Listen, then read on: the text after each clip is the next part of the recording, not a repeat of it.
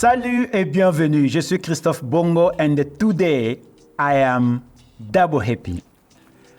Left hand side is not left corner. Left hand side is Brian Mofokeng. Brian Mofokeng has done more than 5,000 games as a commentary. So the amount of experience he's seen in football, it's amazing. In the right hand side though, I do have Mpoza. Well, you guys will hear Mpoza talking football, including me. We're in the same level. We never played in the national team, but we have played football in the professional level where we got paid peanuts compared to today. Eh? No, not even close. We did not get paid enough. So the two gentlemen, they are here to educate me and to talk to me about South African football that we all enjoy. Yeah. We would not start the show without talking about the massive elephant in the room. Who is the elephant? What is the elephant? The elephant in the room is Kaizer Chiefs, in a positive way. No doubt, Kaizer Chiefs, the biggest club in Southern Africa. Kaizer Chiefs, the first Southern African team to win the Team of the Year on the continent. It was in 2002. Kaizer Chiefs, the first Southern African team to win a continental title, that it was the Confederation Cup today. Kaizer Chiefs is a massive, massive club. Don't take my word for it. Go and check the history. I think the Pirates fans will tell you no, they were not the first. So the Pirates were the first to win. The Chiefs were, they won the Confederation Cup, but Pirates won the Champions League. No, but it is a continental title. So it's what I am saying, there is no doubt. Yeah. When I arrived in South Africa, which was 89-90, if you don't know, everybody I knew wanted to play for Kaizer Chiefs. Every player wanted to play for Kaizer Chiefs. Except you. No, I did. Oh, okay. I went and Pro Kumalo told me, I went by the way the same day as Brian Baloy. Okay. I went in class the same day as Brian Baloy. You will tell the story. But I wasn't good enough and they had enough foreigners. So he asked me, say, take a combi there and they go next door, and that Chiefs were training in Josco. Yeah. So I took a combi next day to go to City Deep. Which team was training in City Deep? Orlando Pirates. Orlando Pirates. And and Orlando Pirates signed me the same day with Etienne Sunda. No wonder we didn't. Do you understand? Etienne Sunda used to wear number 11, right? I am not an Orlando Pirates legend because I never played any official game for Orlando Pirates. What is happening at Kaizer Chiefs? Is the season over? Depends how you want to look at it. You tell me how you're looking at it. You know, when they made the announcement of the new coach, which was Coach Molefi Ntseki taking over, the first question I asked myself was, is there a plan? Because you need to decide whether you want to say we are okay to go without any trophy for the next 2 years while we build a team that we want. One. Number two, you are now desperate to get results and be able to win something. Are the fans going to be able to stand and wait for that? That's number two. Number three, if that is what you want to do, then management must come out first and say, we have a 3-year plan or a 4-year plan. That's why we brought him in. That is why we have the coach that used to coach the youth team sitting amongst those in this team. Because he understands the team, the players that are coming up into the senior team, and those players will be infused with the senior players, will allow the coach to bring in players he wants to stabilize the team. We want to do the following stuff. So you are saying they did not plan properly? That's what's supposed to be said to the fans, first of all. You can't say, be patient with the coach. They did not do it, which means you are saying Kaizer Chiefs did not plan properly. But it's not a planning thing. You've got to remember, and where Brian's coming from is right. Yeah. As the management, you take the lead. You say the club is headed in this direction. Yes. The coach is secondary to the club itself. Yes. If the club is saying, this is where, take for an example, these 6 Pete guys from Pretoria. The club came out and said, we are supporting Pito, and this is what. There was a time the supporters did not want Pito. No. Pito had to leave the stadium with an escort. Yeah. But the president of the club stood up and said, this is where we're going. I believe in him. I have faith in him. So the key here is a club should tell the supporters what to expect. Yes. Than leaving the club starts being behind the expectation of the supporter. Yeah. Was he not the right person based on his conversation with the club? Look, and for me, and I'll go back to what I'd always say, systems and the way that you play. Because nowadays, every coach, you can tell what system you play and what you're about. Was Molefi Ntseki the right person in terms of being there? I'll say no any given day. But where you had him as a technical director, because you've got to remember, when you look at, if you go to any school development and you talk about Harmony Academy, who are you talking about? You've got Tebogo Mokoena that came from there. You've got the likes of Sipho Mbule that came from there. No school wanted to play against Harmony because they were that good. And that's where Molefi Ntseki comes from. Yeah. And now you want to be able to say, Kaizer Chiefs, which is traditionally not a big spender of a club, they'll bring the youngsters, buy 2 or 3 players that are already the finished product. Now you have somebody who understands how to infuse the incoming professionals with the young ones. Because if you look at Dr. Kumalo, the Ntsema PKs, and all those players came from what? The development. The Tsikis, yes, they may have been found in the school town, in the township, in the schools, but they came from, let's say, the structures.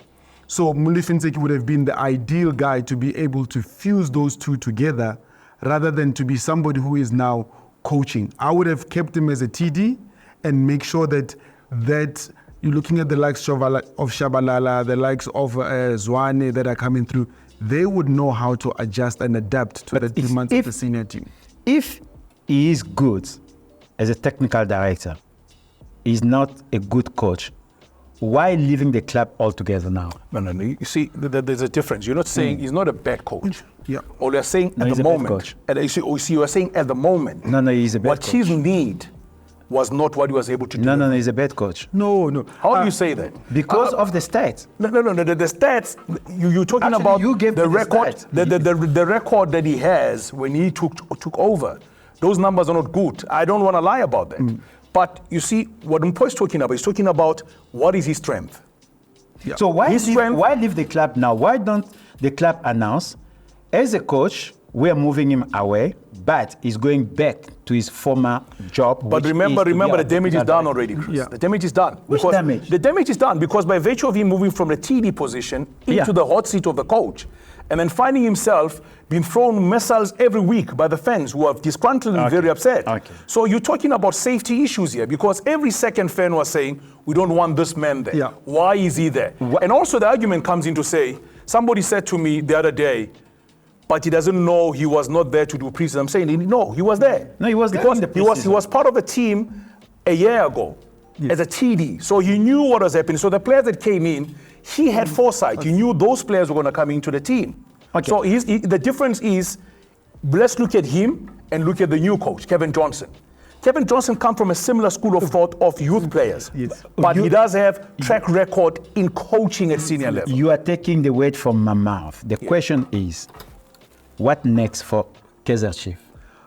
I think Kaizer Chiefs, from a management perspective, they've got to make a decision. Yeah. Because, yes, they said Kevin Johnson is an interim coach. You've got enough time between now and end of the season to go find a coach. And for me, you want to... Are you telling me Kaizer Chiefs season is done? Look, you lost the MTN 8. Yeah. You lost the Carling Cup. There is no confidence with the Nedbank that's coming.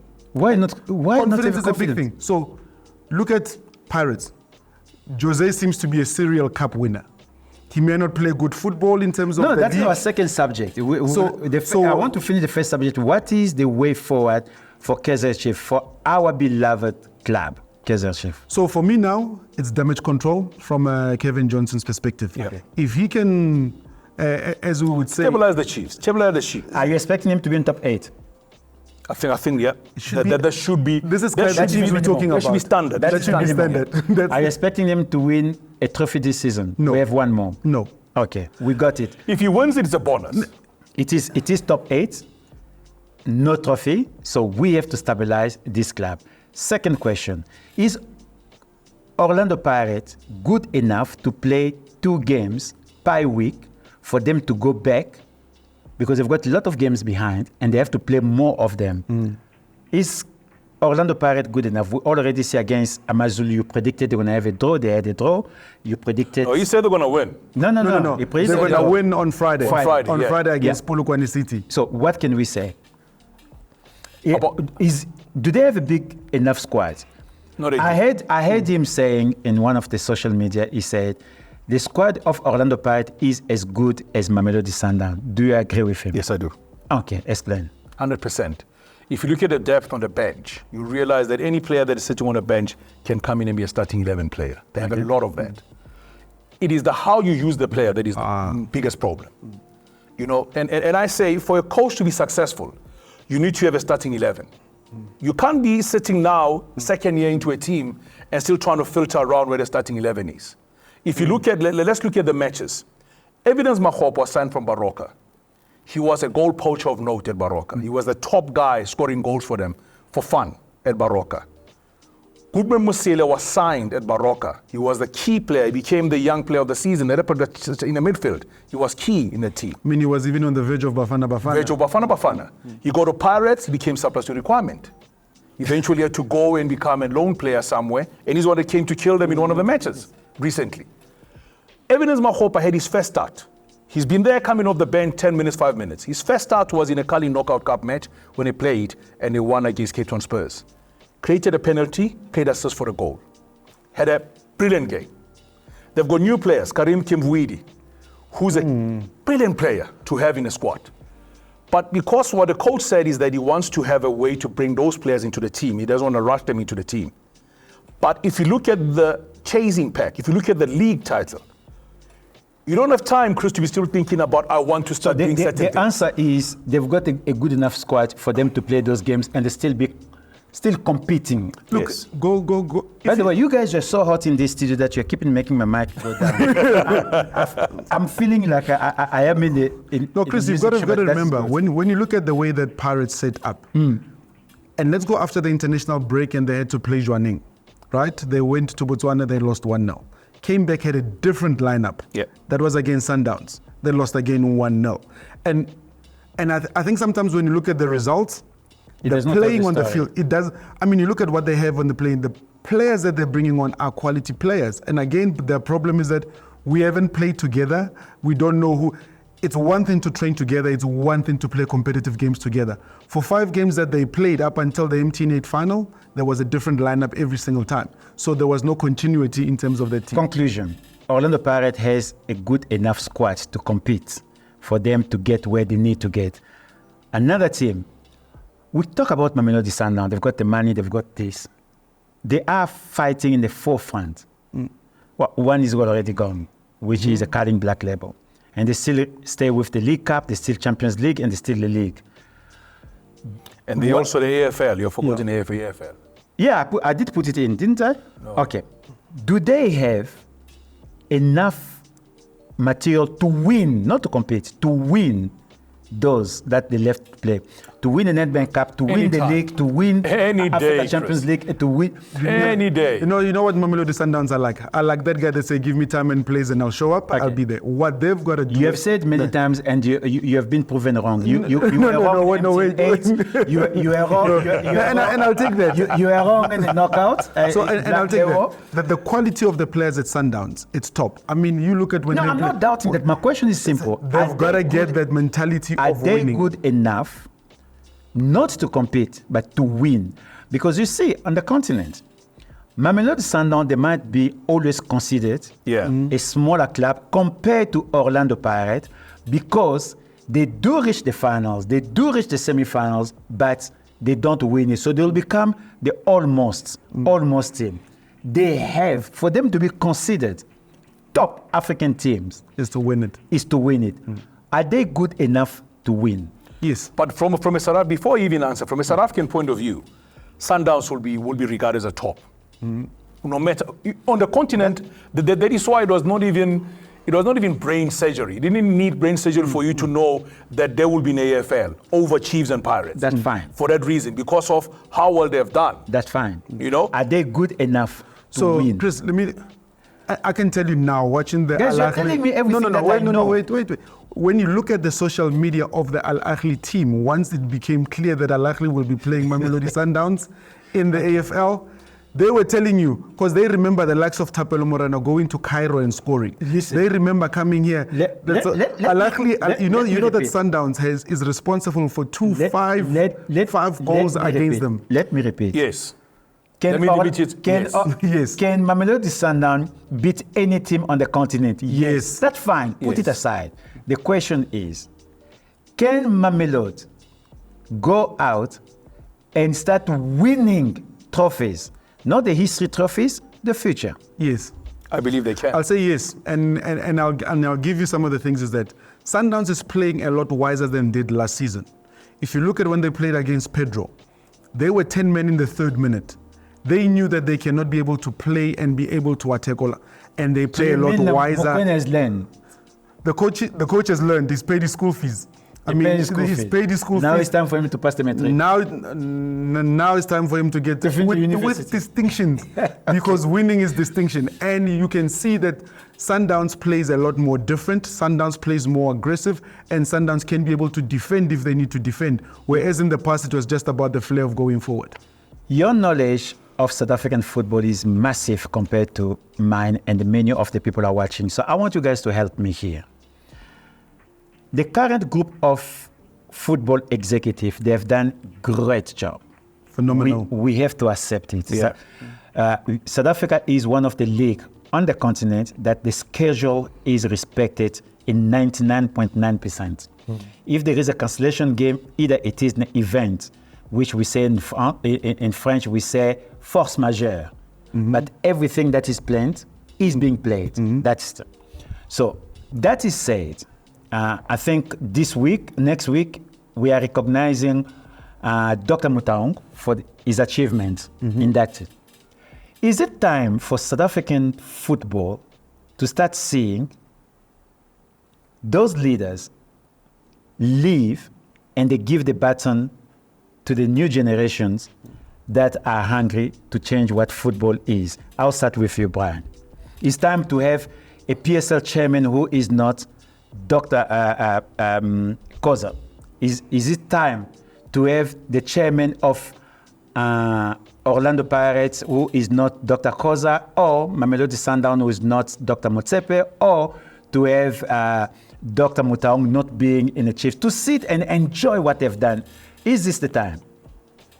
Yes, progression is very important. Continuity is very important, but you don't just do it haphazardly. No, I'm asking. The handover should start happening now. Okay. And I can tell you now, if you look at the transition from all these teams, you can see the gentlemen have mentioned, your Dr. Koza, your Dr. Motaung, they are no longer sitting in those pivotal positions now in their teams.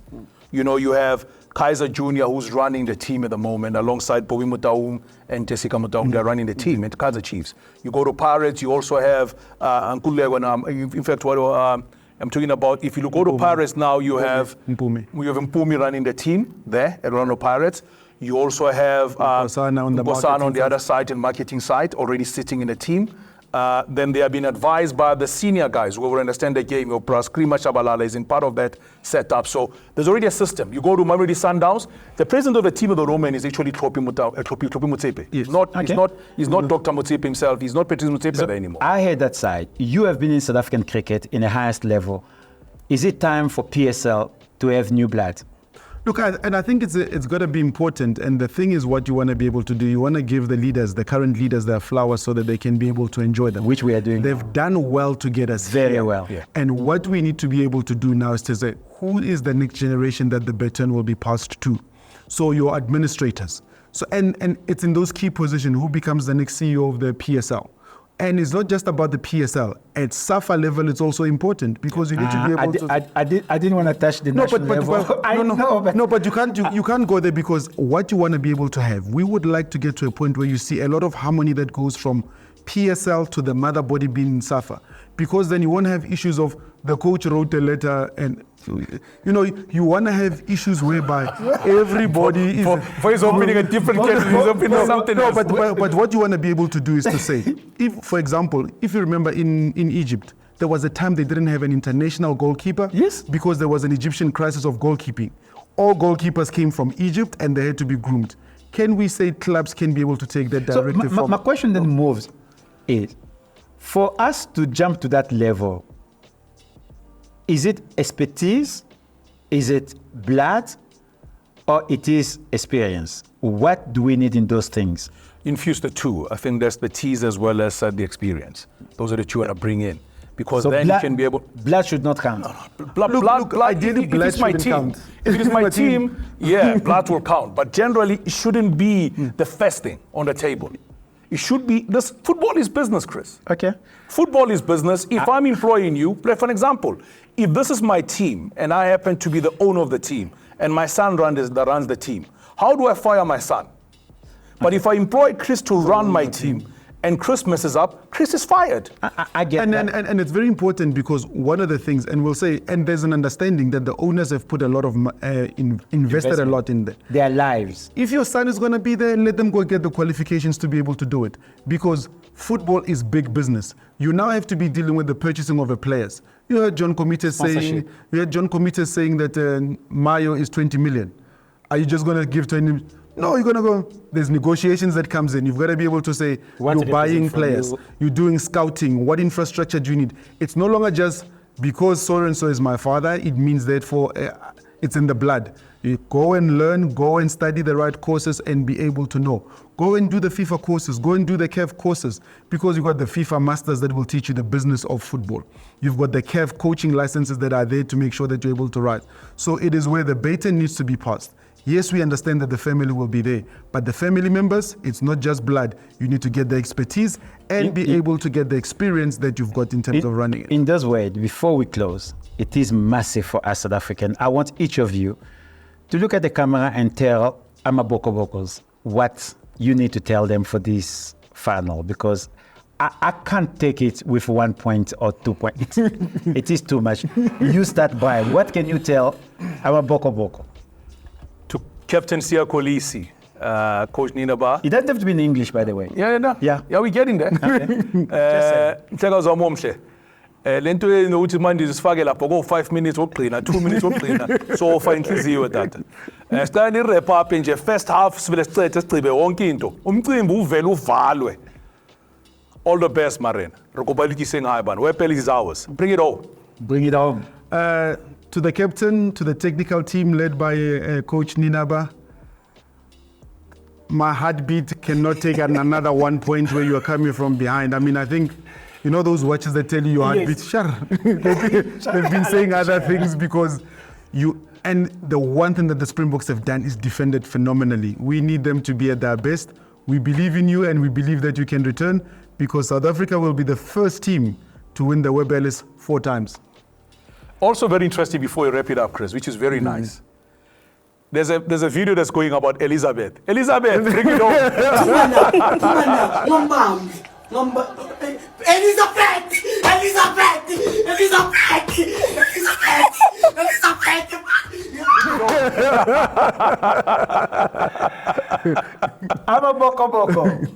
Bring it home. Thank you very much. Thank you, guys. Thank you.